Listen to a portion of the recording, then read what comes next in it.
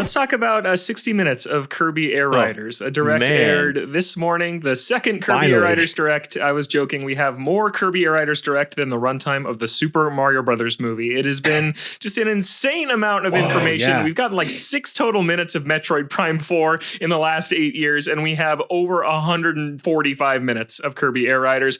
This is Mr. Masahiro Sakurai's big presentation. He opened it saying, wait, the presentation is how long? So at least he was self-aware with what he was doing to us this morning. And we just got a ton of details. I think mine and Brian's most wishlisted feature was confirmed. That's the checklist, which is going to have 150 objectives for all 5 modes in this, which is Air Ride, Top Ride's coming back, City Trial, Road Trip, which is a new single player mode that looks a lot like Classic from Super Smash Brothers, if you're familiar with that, and online as well. And there's all 9 courses from the original Air Ride are returning. You can customize your machines. There's 3 more Amiibo that are probably going to cost $50 a pop. And just a ton of other new stuff. So Brian, I'll start with you. Kind of your main takeaways from this just enormous presentation. Okay. I don't want to be negative here, but it's too much. It was a lot. It's too much. It is a lot. I agree. And I don't mean like in a like a I'm bored kind of way, but in a leave a little bit to the discovery of the players when they buy this game on day one, right? Like, I don't know if I necessarily need to see the main menu of a video game before I purchase it. I don't know if I need like a 4-minute deep dive. And I understand that he's proud of how it looks, and it does look awesome, but like that level of sort of like deep dive into not necessarily like obscurity, but like minutia, I don't think is like you reach almost like an oversaturation point where you're like, the game's not out, in that long. We don't have to wait that long for it. Like, just leave a little bit. Like, you don't have to show me every single item in the game. I clearly understand that a magnet will attract things towards me. Right. There was a 60-second montage of the announcer's voice in like 8 different languages. Yeah, like that is the level of minutia this went into. It was like, can you believe that we have ghosts in online? Yeah, I in time trials. Yeah, I buy that because racing games have been doing that for 30 years. Can you believe that we have multiple languages? Yeah, I hope that's like pretty bare minimum. Can you believe you can't smoke on airplanes anymore? And you're like, I know that. We've had that since like 1990. Like, what are we doing here? The game looks really cool. Like there's clearly a passion project for him. I think this being like a thing that he was doing between Smash Brothers has got to be invigorating for him before he's in another 7-8 year long dev cycle with those things. But he's treating this like one of those instead of just like this. Totally. I don't think he knows how to do just like a fun small project between games, right? I think that was probably the pitch here. And like he even said in the video with it, I think was really fun. They were like, the top down mode, we weren't really going to do it because people wouldn't really play it. So of course we did it, Yeah. And so that level of charm carried a lot of this for me. I think it is, if you compare it to how much we've seen for other games that we don't know much about, or they're even out soon, like Logan just said with Metroid Prime 4, especially, then it feels like a bit much. I don't know. I don't want to be like the negative, Nancy on this one, but it's just a lot. Yeah, Brian, I watched this twice today, and I've been thinking about this all morning, just because I thought it was a lot too. As someone who loves Sakurai, loves his YouTube channel, wants as much content from that guy as I can get, I even walked away feeling like, wow, this is a lot. This is a very niche sequel to a GameCube game that not a lot of people played and that did not review well at the time. What's the strategy here? And just the more I've thought about it, they're putting Sakurai front and center. This is a game they want Smash Brothers fans to see, that the Smash Brothers ultimate level of love, attention to detail, and care went into this. And it did. This is truly the ultimate treatment for Kirby Air Riders. Sakurai said as much at the end of this video. He said, this isn't going to be an ongoing series. We're not making DLC. We put everything we wanted to into this game. Here is all of it. And this is going to be a game that I think in Japan will do extraordinarily well because Kirby is just huge in Japan. I think the first Direct had 5 million views in Japan alone for Kirby Air Riders. Wow. But worldwide, I think this is one that's going to rely on people like us playing it because we love Sakurai, we love Smash Brothers, and then telling our friends, hey, this game's really cool. You should check it out. And so they're just giving us an enormous dose of Sakurai is kind of the way they're marketing this, which is very anti-Nintendo. They don't usually lead with their talent like this. This is a very special case. Yeah, I think it's going to be that and kids purchasing it on the eShop, either by accident or on purpose, using their parents' credit cards that they haven't like put in a PIN code for. Because this is the kind of thing that I think if you're a young kid, you look at this and you're like, this is amazing. This is exactly what I want, right? Like Kirby is, I don't want to say like skews younger, but anecdotally, like kids absolutely love. I mean, I love Kirby, always have, but kids really love Kirby, and this is like the kind of game for them. The difference is like I've played it, Logan, you've played it. It's not necessarily the most simple. Like it's not. I don't know if they've got like the Mario Kart style modes where you put the little antenna back on the back of your car and you can't fall off the thing and it auto drives for you. I don't know if they're doing. I should know that because they put out 4,000 hours of information on this, but it's actually like controlling it is actually slightly more complicated than your typical kart racer. It doesn't necessarily play just like a typical kart racer, correct? Yeah. It kind of auto drives on its own. Anyways, you don't accelerate. It's a 2 button game where all you do is turn, brake, drift, and use your special. Play with one hand. Yeah, he did say that. Yeah, in this, if you can map the buttons because he went through all the accessibility options in this 60-minute direct. So yeah, I think that it is something that kind of drives itself already. And if you're a kid just playing this, you can really not know what you're doing, and your cart or machine will eventually get to the finish line anyways. Mm-hmm. Yeah, I think for like the city trial stuff, it gets a little more complicated because it plays a little bit more like Smash Brothers, in that like you're gathering items, you're using the stick a lot more than you would just playing some Mario Kart Grand Prix. But no, it's cool. The game's gonna be good, I think. But yeah, like Logan said, like the original one sold like 1.3 million units and reviewed decently, but it is. It feels odd. It feels like it's a lot of like pomp and ceremony around something that was kind of a sleeper hit. Yeah. I'll tell you, I have a theory on that. So after the last DLC Smash Brothers Ultimate, aired, and Sakurai was like, I'm not doing this again. And Nintendo said, we want to make lots of millions of more dollars, please. And he's like, no, I'm out. And they said, what'll it take? And he said, how about this? You let me make whatever I want. And I get to roll it out however I want to, and then I'll make you guys a Smash Brothers game. And they said, sure. And then we have, an hour and 45 minutes of Kirby Air Riders Directs, and this weird game of all the games to come back.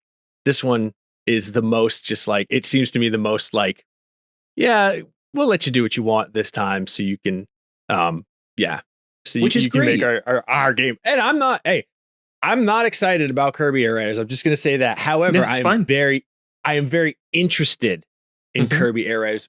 For like Logan, like you said, like Sakurai is just like, he's so amazing. He's so charming. And like his imagination and his commitment to just doing a good job is so admirable and wonderful. And like the craftsmanship and the inventiveness. And it does look like I'm very interested in it, but I'm not like, I can't wait for Kirby Air Riders to come out. This is gonna rule the school. The top down mode was actually the thing that I was like the most excited about. I was like, oh man, it's RC Pro-Am, but with Kirby. So I'm really excited about that. I would say the most surprising thing to me out of this was that there's no Japanese word for accessibility. They just used the English word, and I thought that was that's so many words in Japanese. They're called borrowed words with a different alphabet. It messes me up every time. I'm like, hey, I'm starting to understand this Japanese a little bit, and I'm like, oh no, that was just an English word. Damn it. Okay, so. Yeah, that was a little joke for everybody out there who thinks that I'm serious about that. It's cool. It's I would have much rather have seen more Metroid personally, but Sakurai presenting and just smiling the whole time and just being a cheeky little imp that he is like, okay, fine, I'll do it. Like what you've seen so far, you could get over an hour more every week. Catch full episodes of Nintendo Voice Chat over on the IGN Games YouTube channel or on your favorite podcast service. Links are in the description. We hope to see you there. Yeah, I want to talk about that theory, Seth, because that's a very popular theory that this was blank check for Sakurai to do whatever he wanted in exchange to make another Smash Brothers. And I can say with confidence, that's not what happened here. Like it isn't. Sakurai said in the last direct, he said, Nintendo approached him to make a Kirby Air Riders sequel. This was Nintendo's idea. And Sakurai said, "You're making Mario Kart World. Are you sure you want me to make this?" And they said yes. And so he started making it. This was not one for me, one for you, which we all thought. Here's the thing now, Nintendo, that was pretty shrewd of Nintendo. I agree. When he's like, I'm going to go back to my house and just not do anything for a couple years. And they'd be like, hey, remember that hour and 45 minutes we gave you for Kirby Air Riders? We're calling that one in, buddy. That's how it works. I think it was one for me, one for you, but Nintendo is kind of pulling the strings. Yeah, exactly. Yeah. I'm over on the PlayStation side at IGN. I'm regularly on Podcast Beyond, right? Our PlayStation show. And they do showcases and state of plays and all that fun stuff over there too, right? Their version of Direct that they shamelessly took from Nintendo, almost beat for beat. And like a couple months ago, they did one for Borderlands 4. And I was like, I have no interest in that game whatsoever. So I didn't really tune in. It's just not for me, just not a game I play. But then they didn't do a second one for Borderlands 4, right? That's kind of what this feels like, where it's like, I'm not mad that this game exists.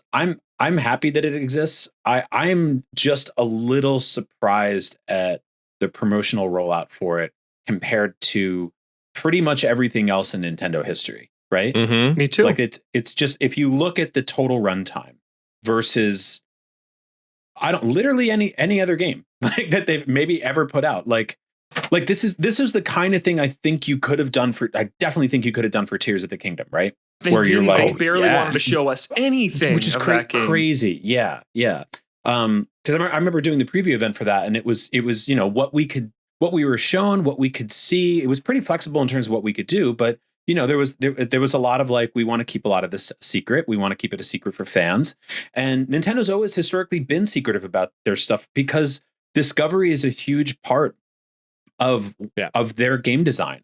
It is a huge part of their promotional strategy, being like, hey, we have this new thing. It's this really cool new toy. We want you to experience it for the first time, and we want you to be surprised and delighted, right? Yeah. And with this one, it just feels like they haven't left much to the imagination. And I'm sure there'll be cool stuff in there because it's Sakurai, right? He's going to do that for sure.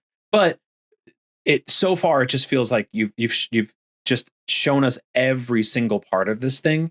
And at one point, I'm just like, it's like Predator Badlands, right? They put out a new trailer for it yesterday. I already have my tickets. I don't need to see any more for that. I'm not, I'm good. Like at some point, I'm sitting in a theater before a movie starts, and I close my eyes and I look down and I look at my phone and put my face in the popcorn bucket or whatever. But here, it just feels like I'm like, all right, I'm going to watch this because we want to talk about it on the show today. And I don't know who that's for specifically anymore. Like, is it for the unconvinced? Like, do they need one more hour to be like, I don't know, man, I'm staying? I think it's partially for the unconvinced. I saw a lot of chatter this morning. Okay, well, first of all, this was one of the fewest number of concurrent viewers I've ever seen for a Nintendo Direct. You had roughly 30,000 people watching live. And for a general Direct, that climbs upwards of 100, 200,000. Like, it is way up there compared to something like this. That being said, a lot of the comments said, I wasn't interested in this game at all. But you can't deny just how that Sakurai doesn't go halfway with things. He's made a content complete game that's not getting DLC during a time where people are very mad about Legends EA's $30 DLC you can buy now that's not even out, or Bonanza's DLC 6 weeks after launch. Like, this all around is a feel-good story. It's a cool sequel from one of people's favorite, most public Nintendo creators. I think that's it. It's just this is how Sakurai, Brian, the closest comparison of how they market games is Smash Ultimate. It got like 8 directs because of all its DLC characters. And 3 or so before launch. And it's like, this isn't Smash, but if it was, we wouldn't bat our eyes at Sakurai talking for an hour about all the 10,000 little tweaks he's made. So that's just how he does things. And I think they're just trying to get people to see that. Yeah. No, I mean, I totally recognize that. Obviously, like for me personally, if like a Smash Brothers Direct being like Banjo-Kazooie is here versus like this game being like the hamster is back. Hey, I love Rick. I love Rick so he's great, much. But it doesn't hit the same highs for me. But I from that perspective, I understand like they're putting it through the same car wash that they would for a Smash Brothers game, right? Totally. This is just his style. So yeah, like again, I'm not trying to be mad at it, and I don't think it's like maybe it's not for me. Or I guess looking at concurrence, maybe it's not for most people to roll out information like this. But I'm not mad that this game exists. I'm just a little perplexed at how much of it they keep showing us. Yeah, a bizarre November release that I personally am very excited for. You guys spent the first half hour of the show talking about growing up with the NES. I grew up with Kirby Air Ride. That was like one of my core childhood games that I played. And to see something like Free Run coming back, where my sister and I would just hop into City Trial and just like play around like you did in games back then. You didn't need to have a goal when you're a kid. You're just like making your own stories, running around this world, doing stuff. And that's what Kirby Air Ride was for so many of us. And I'm very excited to see. I won't be doing that, but I'm sure kids are going to do that with this game. Like this is going to be a very young generation of Nintendo's fans, just kind of hangout game, I think. And I think it looks like it is packed with stuff to do in that. Sakurai even called Top Right a very simple, easy mode. And he said, like, isn't it okay to make things like that from time to time? Yes, it is okay. And there's an audience that I think is going to really gravitate towards it. But for the hardcore Nintendo gamer, I'm not sure. I think this is going to be one of the more fascinating like review periods and receptions for a big fall AAA Nintendo game in a very long time, because it's not safe.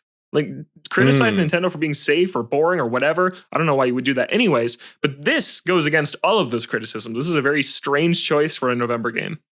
Yeah. I predict the reviews will be sort of divisive on this one. And that's okay, right? Like not everything has to be for everyone, and this will find its audience. I think this game will sell better than the GameCube one did.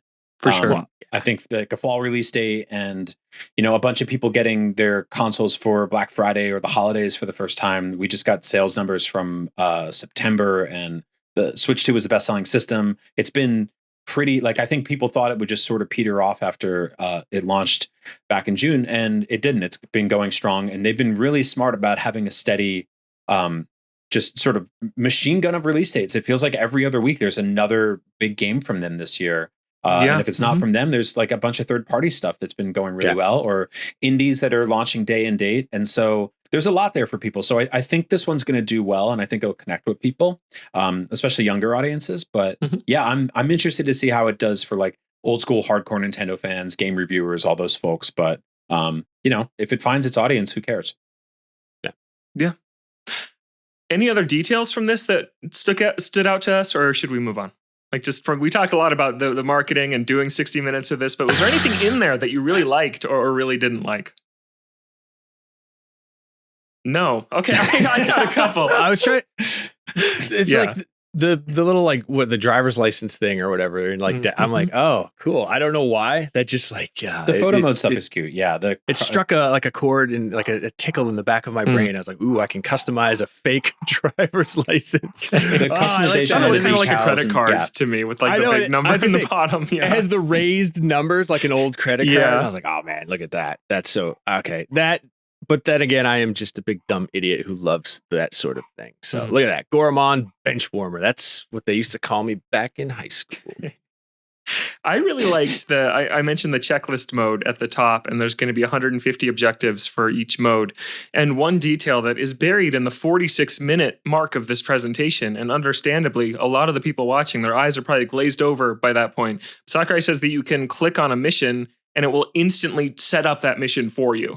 There's been checklists in every Sakurai game basically for the last 17 years. I think Brawl is the first one that really sticks out as having that. Or actually, no, Kirby Air Ride is the first one that had that. And then it went into Brawl. And you could never do that before. You'd have to go to the checklist, see what it wanted you to do, go back, navigate through all the menus to set that up yourself. But now it's kind of turned into like a mission mode. You can just check these off one by one by staying in that menu as your hub. I think that's going to be really enticing for single players. Yeah, I totally agree. That's awesome. I mean, that's the kind of thing that more games should borrow, that rather than having to like go to the beginning of a race, do all those things, hope all the parameters line up for you perfectly, miss it, do it again. Like that anything that can get you in and out of the challenge and on to the next thing. Because if you're going to do 150 of them so you can fill that board, and if you start doing it and you get like 20 or 30, your brain is going to tell you fill that board. Then anything you can do to make that easier will be cool. Yeah, for sure. And then 3 more Amiibo, Meta Knight and Shadow Star on March 5th of next year, King Dedede and the Tank Star, and Chef Kawasaki and the Hop Star in 2026.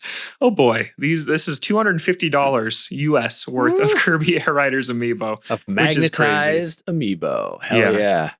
Their current Amiibo lineup's really overwhelming. They have these, they have 3 for Metroid Prime 4 Beyond, 2 for Mario Galaxy 1 and 2, and then Monster Hunter Stories 3 announced, I think, 3 more Amiibo. So right now, like the cost of all the Amiibo they have that aren't even out yet is like worth a Switch 2. I don't know how these are going to sell. And that's not including how much they're going to cost in the secondary market, because you can't get that the Silex or the Viola Metroid ones now, because they're just, everybody wants them. They sold out already. Okay. Everyone said, oh, they cost too much. Nah, but I want them anyway because they're really cool. So yeah. This is, oh man, the Kirby Amiibo are like the Meta Knight Amiibo, so good. King Dedede, that one's going to be hard to find and expensive. I can tell you that right there. This is my thought on Kirby Air Riders. This game is either going to be one that I play for an hour and I say, well, I can talk about that on the show, or it's going to consume my life. And there's no way to know until I get it in my hands. But there's no middle ground. There's no, I liked it. It's going to either be, I didn't really care for it that much, or like, move aside, Logan. There's a new #1 super fan in town, and it's this guy.